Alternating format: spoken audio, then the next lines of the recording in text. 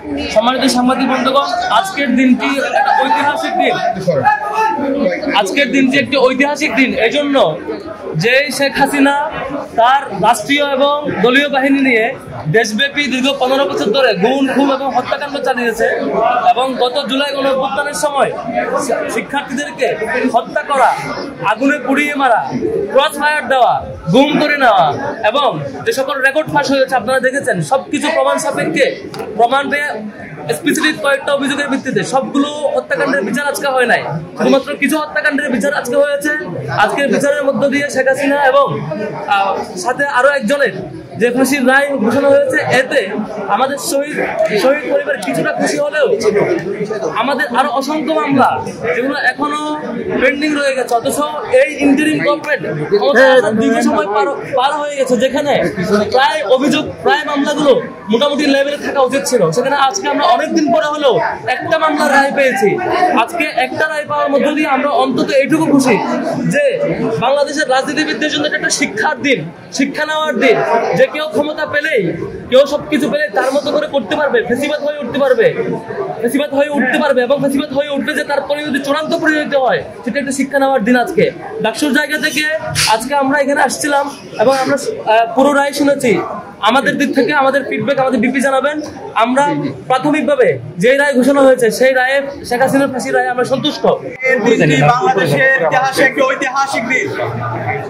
আজকে বাংলাদেশে গত 16 বছরে যে ফেসিবাদ কায়েম করেছিল, জুলাই বিপ্লবে যে আমাদের 2000 ভাই বোনকে শহীদ করেছিল, 40,000 ভাই বোনকে গাজী করেছে, হেলিকপ্টার থেকে গুলি করে আমাদের শহীদ আনাস, শহীদ তাহমিদ থেকে শুরু করে হাজার হাজার আমাদের ভাই বোনদেরকে শহীদ করেছে, সেই খুনে হাসিনা আজকে মৃত্যুদণ্ড ঘোষিত হয়েছে। এই রায়ের মাধ্যমে আজকে জুলাই বিজয় হয়েছে, এই রায়ের মাধ্যমে আজকে জুলাইয়ের প্রজন্ম বিজয় হয়েছে, এই রায়ের মাধ্যমে আজকে শহীদদের যে আকাঙ্ক্ষা সেটি বাস্তবায়ন হয়েছে, ইনসাফের বিজয় হয়েছে। একই সাথে যে খুনে হাসিনার দূষণ সাবেক স্বরাষ্ট্রমন্ত্রী খুনে আসাদুজ্জামান কামাল, তারও আজকে মৃত্যুদণ্ড রায় ঘোষণা হয়েছে। কিন্তু একই সাথে আমরা আশা করেছিলাম যে খুনে হাসিনার নির্দেশে আমাদের চাঙ্গারপোল থেকে শুরু করে আমাদের সাভারে এবং সারা দেশে যে গণহত্যা চালিয়েছে, হেলিকপ্টার থেকে গুলি করেছে সাবেক পুলিশের আইজিপি চৌধুরী আব্দুল্লাহ মামুন, তারও দৃষ্টান্তমূলক বিচার আওতায় আনা হবে। কিন্তু তার যে 5 বছরের তাকে কারাদণ্ড দেওয়া হয়েছে, সেটা আমরা সন্তুষ্ট না। আমরা অন্তর্বর্তীকালীন সরকার আন্তর্জাতিক অপরাধ ট্রাইব্যুনাল অনুরোধ করবো, তার যে অপরাধের মাত্রা সে অনুযায়ী তাকে যেন ন্যায্য বিচারের আওতায় নিয়ে আসা হয়।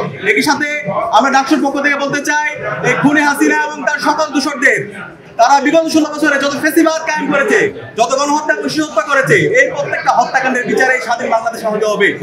হাসিনাকে ভারত থেকে স্বাধীন বাংলাদেশে দ্রুত নিয়ে আসতে হবে। এক্ষেত্রে ইন্টারপোলের সহযোগিতা নিয়ে এবং আন্তর্জাতিক যত মাধ্যম আছে সেই মাধ্যম ব্যবহার করে খুনি হাসিনাকে এবং তার দূষকদেরকে দেশে নিয়ে এসে দ্রুত রায় কার্যকর করতে হবে।